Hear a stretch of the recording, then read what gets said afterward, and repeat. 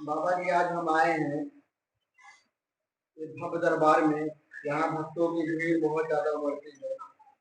बाबा जी इस माता रानी के दरबार में जो दूर दराज से भक्त आते हैं उनका आप कल्याण करते हैं। और बाबा जी किसकी कृपा ज्यादा है? सर्वप्रथम जय माता दी। और मैं कहना चाहूँगा, मैं कल्याण नहीं करता हूँ, कल्याण करने वाली आदिशक्ति परम शक्ति माँ दुर्गा भवानी है। हमारी कुलदेवी माता काली दी हैं और मैं तो एक सेवक हूँ। देवी जी की सेवा पूजा हमारे पीढ़ियों से चली आ रही है। हम उसको अपने परदादा के जगह पर जो है हमारी परंपरा चलती आ रही है, हम इसलिए देवी माँ की पूजा पाठ करते हैं। ना कि हमारी वजह से इस धाम पर इस माता रानी की कृपा और आशीर्वाद से लोगों का कल्याण हो रहा है। और मन्नतें लोग मांगते हैं, अपने हिसाब से मन्नतों इनकी पूरी होती हैं। मन्नत में किसी भी प्रकार का कोई मन्नत मांगता है, इनकी मुरादें यहाँ पर पूरी होती हैं। उस पर माँ रानी का चर्चा और इनका जो है काफ़ी आशीर्वाद बना रहता है। और इसी प्रकार से हमारे धर्म का भी प्रचार होता है। उसी पीछे हमारा भी जो है थोड़ा सा माता रानी की कृपा से हमारा भी नाम हो जाता है। अच्छा बाबा जी, आपकी जो मंदिर में आते हैं भक्त मन्नत मांगते हैं, उनकी मन्नत कभी खाली गई है कि नहीं? देखिए, जाकी रही भावना जैसी प्रभु देखी मूर्तिन तैसी।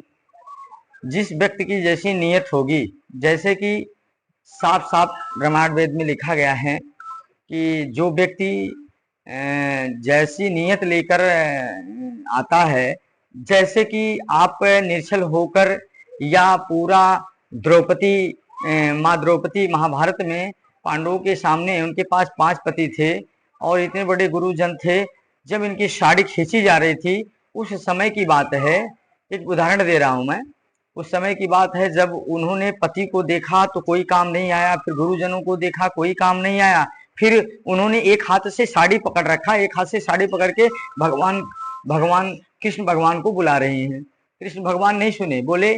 उसके बाद जब इनको समझ में आया कि अब मेरी लाज नहीं बचेगी, तब उन्होंने दोनों हाथ छोड़कर बोला कि अब लज्जा तो जा ही रही है, अब प्रभु मैं दोनों हाथ जोड़कर सौंपती हूँ, अब मेरी लाज आप बचा लीजिए। तब भगवान कृष्ण जो है वहां प्रकट होकर माता द्रौपदी का चीर साड़ी जो है बहुत बढ़ाया, इतना बढ़ाया कि दुशासन खींचते खींचते थक गया।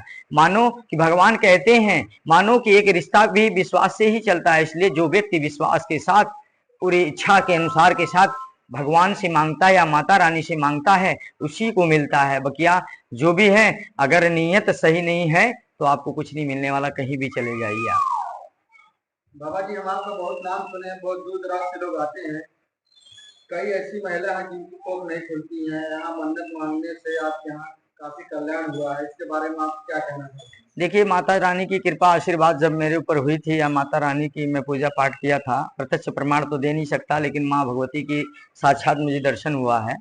माता रानी ने मुझे कहा था, जिस समय मैं पागल होके घूम रहा था, लोग मुझे बहुत बहुत प्रकार के ताना, बहुत प्रकार की पीड़ा मिलती थी हमको, किसी भी प्रकार का द्वारा जो है हम इतनी प्रताड़ित हुए। उस समय हमने 3 साल तक मैं भटका इधर उधर, 3 सालों तक भटका। तो मैं कहीं बहुत दूर दराज इधर उधर जाके बैठता था, कभी किसी मंदिर के पीछे जाकर रात्रि में सोता था वहां पर। 3 साल बता रहे, 3 साल मैं खाना पानी क्या होता है मैं कुछ भी नहीं जानता था, क्या मिल जाता था हाथ में कुछ भी नहीं जानता था। लोगों ने मुझे पागल घोषित कर दिया था। फिर मैं दोनों हाथ जोड़कर रोना, अंदर होश रहता था, बाहर से नहीं चलता था। दोनों हाथ जोड़कर माँ भगवती आराधना किया, हमने पूजा किया कि आप जो भी हो प्रत्यक्ष मेरे सामने आइए, यदि दर्शन मिलेगा तभी मैं मानूंगा। क्योंकि मैं मानूंगा नहीं, मैं भी बीए किया हुआ व्यक्ति हूँ और बीए कर रहा था, मैं ये सब नहीं मानता था। लेकिन जिस दिन से माँ भगवती का आशीर्वाद दर्शन हुआ उसी दिन से मैं मानने लगा। और माता रानी ने मुझे साक्षात वरदान देकर कहा था कि असहाय लोगों का इस मंदिर पर जो व्यक्ति आएगा, इच्छा के अनुसार, चाहे कुंभ का हो, चाहे रोजी का हो, चाहे बिजनेस का हो, किसी भी प्रकार का कोई भी संकट हो, इच्छा अनुसार मांगे, ना पूरी हो तो बताएं मुझे।